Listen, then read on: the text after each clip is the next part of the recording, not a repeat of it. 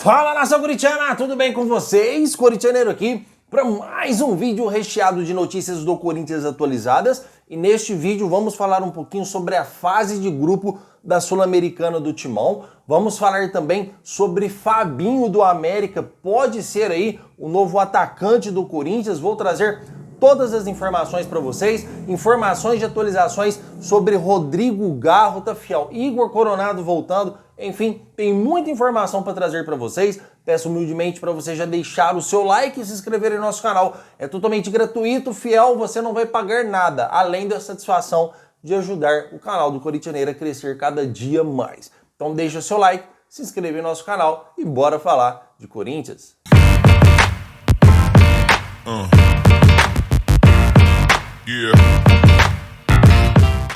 Bom, fiel, antes da gente entrar no mercado da bola, quero trazer informações para vocês sobre Rodrigo Garro, tá, fiel?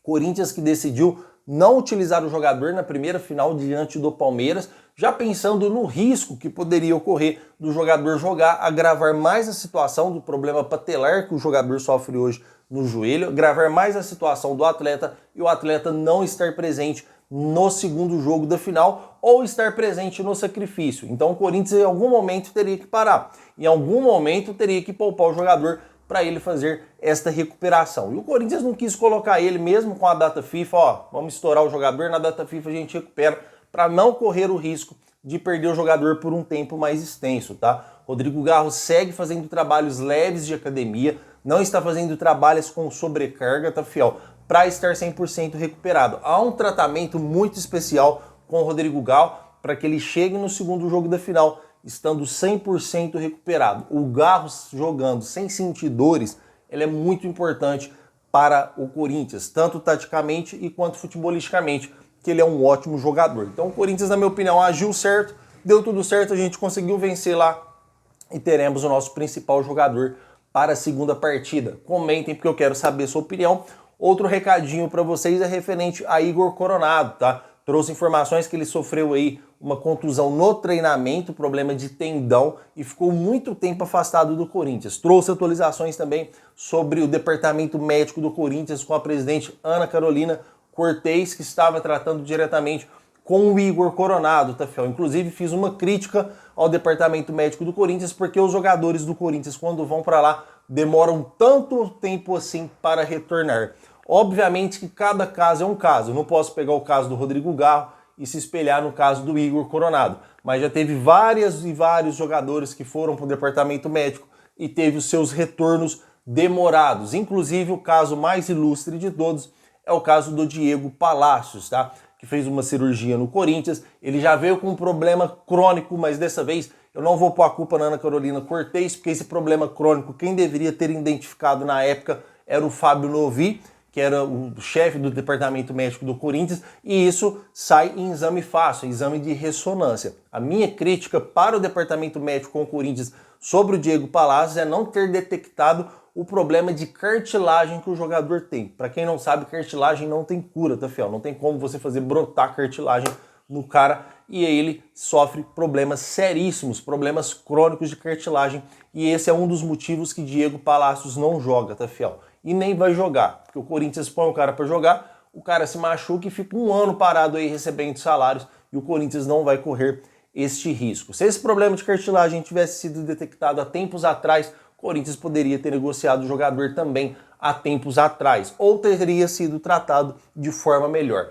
Fiel, escutem o que eu falo para vocês. Esse problema do Diego Palacios, quando ele sair do Corinthians, ainda vai gerar um processo altíssimo para o clube, pelo menos é isso que eu penso, já que o jogador não joga, o jogador não tem amor nenhum pelo Corinthians, vocês podem ter certeza disso, porque ele está totalmente parado, a sua carreira está estacionada, e lógico que existiu na época até uma reclamação do Diego Palacios referente ao departamento médico do Corinthians, tá? Então incompetência na época do Fábio Novi, na minha opinião, também falta muito a desejar com os jogadores, com a Ana Carolina Cortez, que vai para lá e demoram muito na recuperação, tá? Não estou falando no caso específico do Coronado, porque problema de tendão, de repente, é um problema mais sério e eu não sou médico para saber todos os detalhes. Mas o Matheus Araújo, na época, foi para lá, quando ele estava jogando, com um problema na mão, de munheca, e ficou lá quase 2 semanas no departamento médico, sem atuar pelo Corinthians. E na época ele estava sendo utilizado aí praticamente todos os jogos no segundo tempo. Então, realmente, há vamos dizer assim, uma falta de, na minha opinião, tá, Fiel? Cada um pode ter a sua.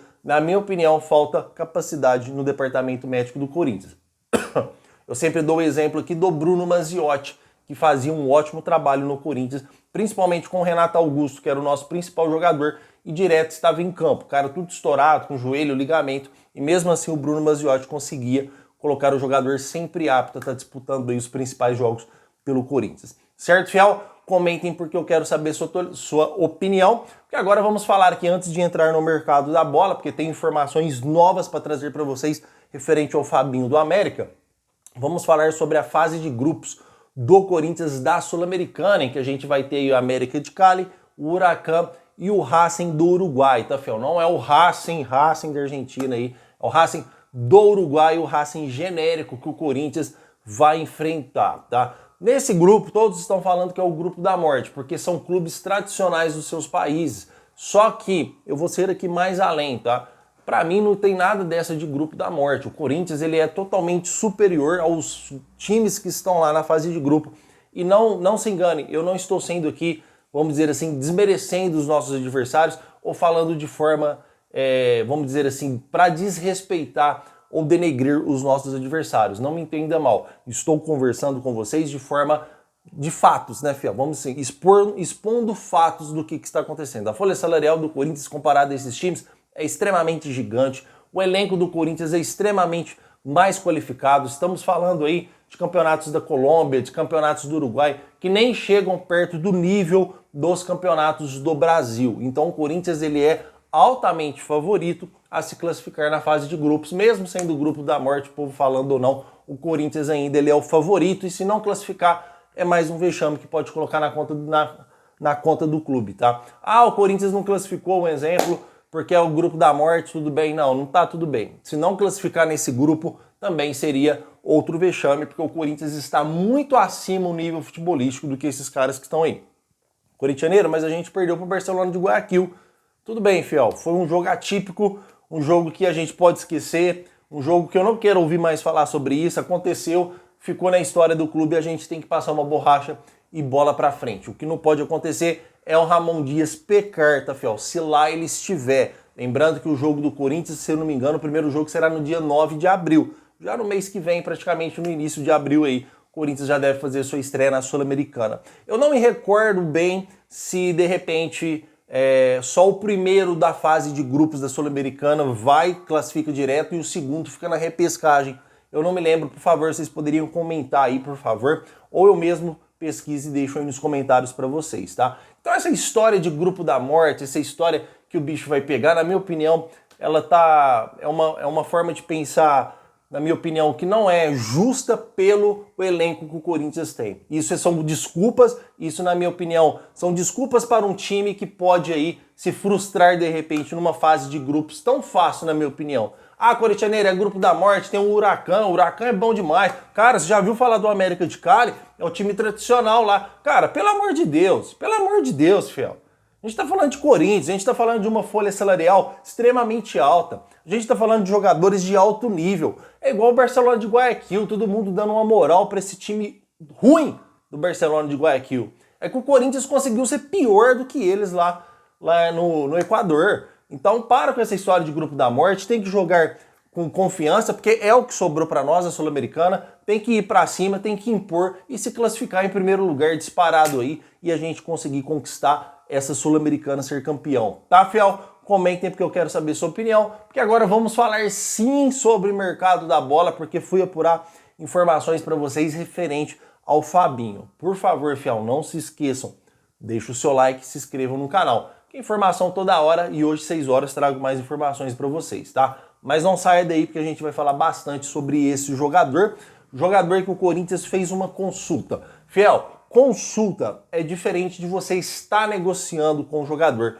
Não estou dizendo que não vai vir, estou dizendo que hoje para o Corinthians os parâmetros financeiros do jogador está acima do que o Corinthians imaginou.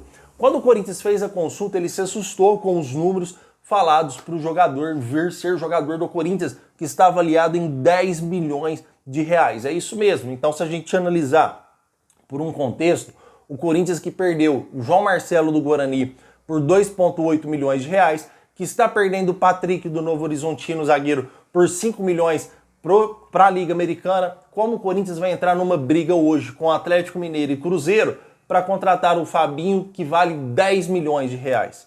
Então é só a gente analisar, a gente não precisa nem de informação para trazer um contexto para vocês que para o Corinthians é praticamente impossível.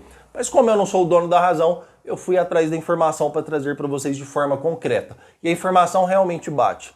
O Corinthians fez apenas uma consulta pelo jogador, se assustou com os valores e não deve seguir continuando aí com a negociação. O Corinthians não deve seguir fazer uma proposta oficial, como já existe proposta oficial do Atlético Mineiro para contratar o jogador. E eu vou ser mais radical para vocês aqui ainda.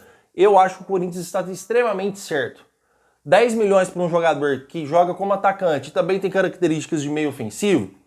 Se a gente for analisar, a gente tem lá o Rodrigo Garro, a gente tem o Igor Coronado, que ganha 2 milhões de reais mensais.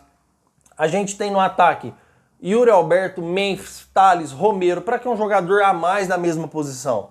Se fosse para pagar 10 milhões no Fabinho, eu preferia muito mais o Corinthians cobrir a proposta e contratar o zagueiro Patrick, que é um zagueiro novo, é uma posição de carência do Corinthians, é um zagueiro extremamente rápido, é a sua principal característica. O que falta no futebol hoje é zagueiros rápidos e ele é extremamente rápido, extremamente bom na bola aérea.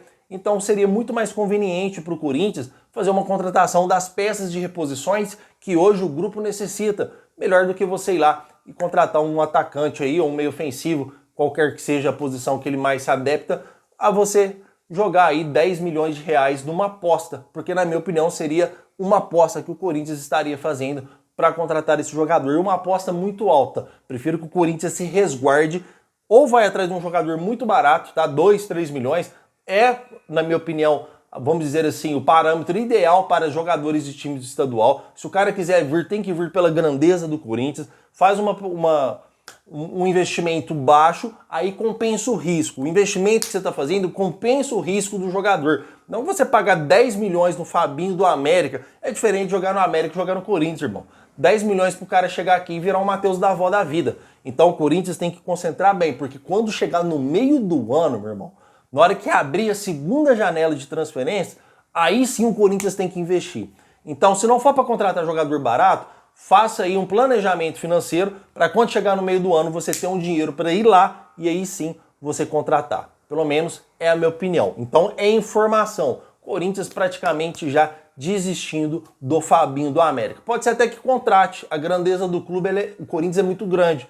Pode ser que ele optar aí em vir para o Corinthians e receber menos ou com uma proposta menor. Pode ser, só que nem sempre a vontade do jogador ela prevalece, porque existem direitos federativos, existem empresários que os caras querem mais dinheiro, tá, fiel? Quanto maior a proposta, mais eles ganham. Então o Corinthians praticamente aí descartando a contratação do Fabinho do América. Certo, fiel? Tem de mais atualizado do Corinthians, é isso. Voltamos 6 horas da tarde com mais informações do Timão para vocês. Meu muito obrigado e vai Corinthians!